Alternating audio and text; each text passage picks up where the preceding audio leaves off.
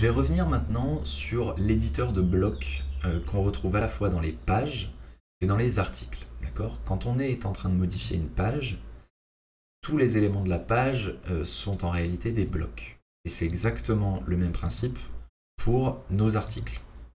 Vous avez accès au même éditeur, d'accord ? Que ce soit pour créer des articles ou pour créer des pages. Je vais revenir ici sur ma page d'accueil pour essayer d'en créer une un peu plus sympathique. Pour ça, je vais venir cliquer sur modifier ici. Et à partir de là, je vais regarder ce que je peux trouver dans les blocs prédéfinis, d'accord ? Dans les différentes compositions qui peuvent exister. En l'occurrence, je vais plutôt utiliser des en-têtes pour arriver sur une belle image, d'accord ? Donc on va regarder un peu ce qu'on peut trouver.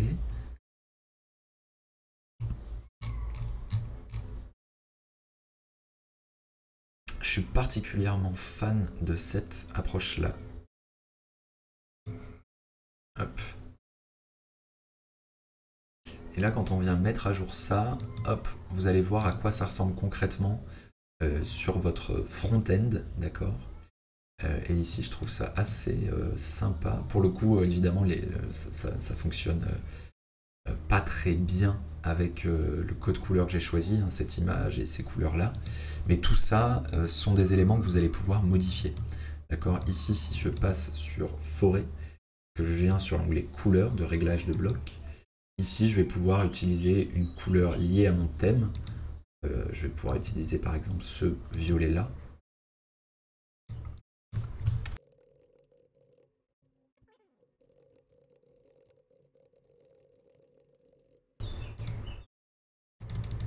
Ici, je souhaite que ce texte soit beaucoup plus gros.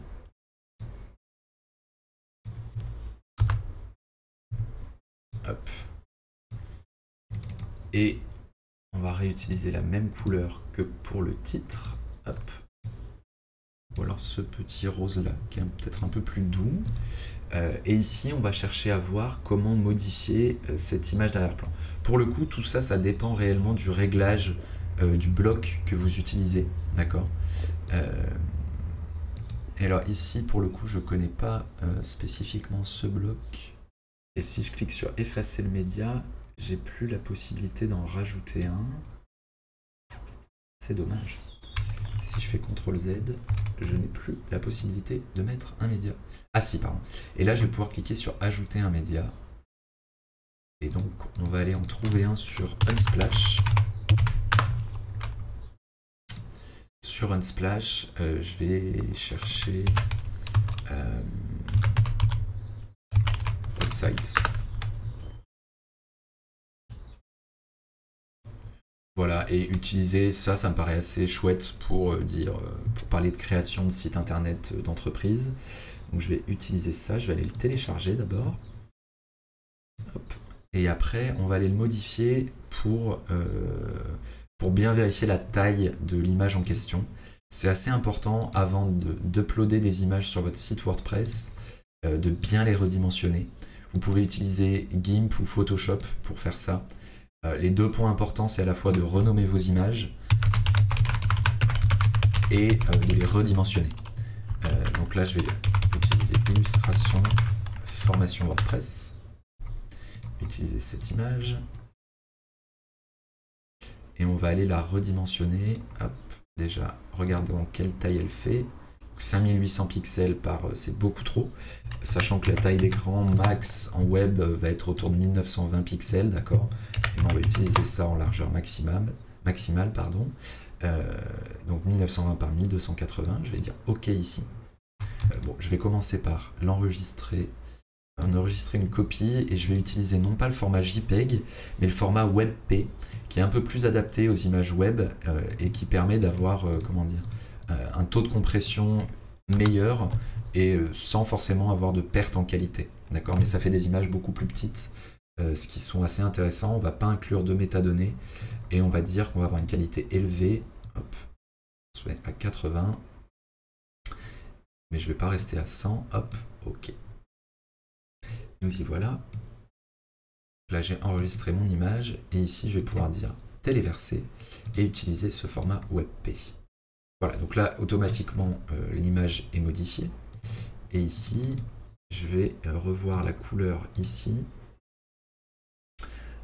Alors, pour créer une palette de couleurs, le site qui va bien pour faire ça, c'est color.adobe.com.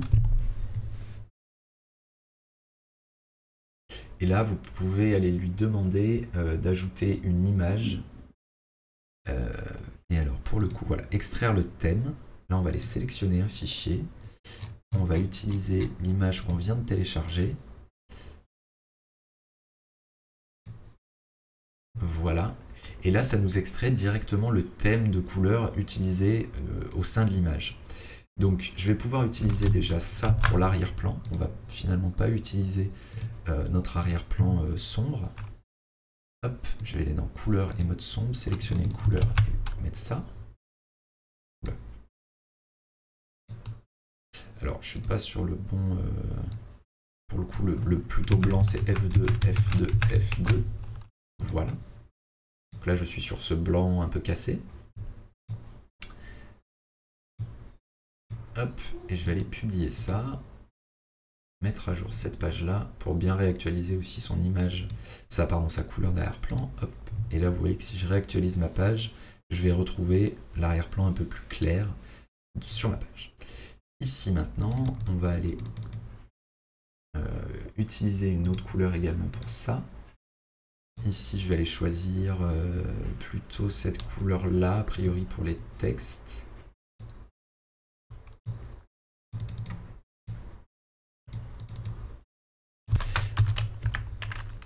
« 54 », voilà. Alors là, pour le coup, ça va faire très très sombre. Il va me falloir quelque chose d'un peu plus clair.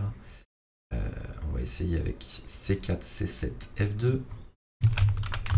C4, C7, F2. Zut. J'ai dit C4, C7, F2.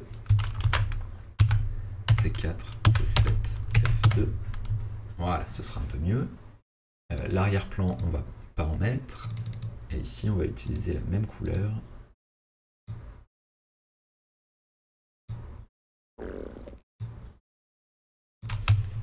C4, C7, F2.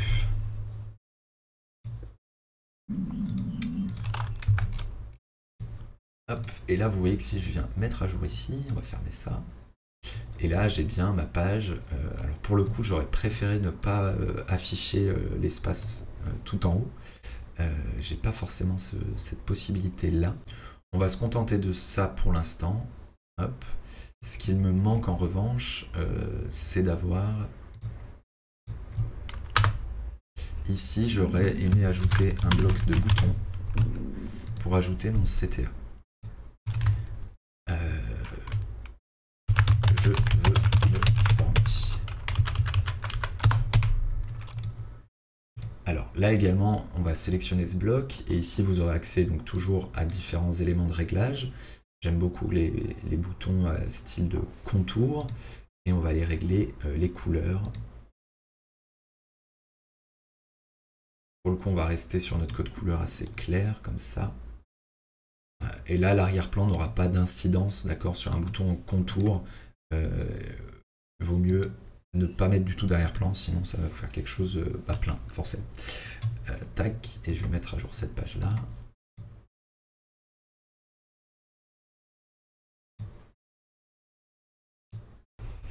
On va rester comme ça. Là, mon problème, c'est plus que lorsque je passe sur le bouton, j'ai cet arrière-plan noir, le bouton change un peu trop.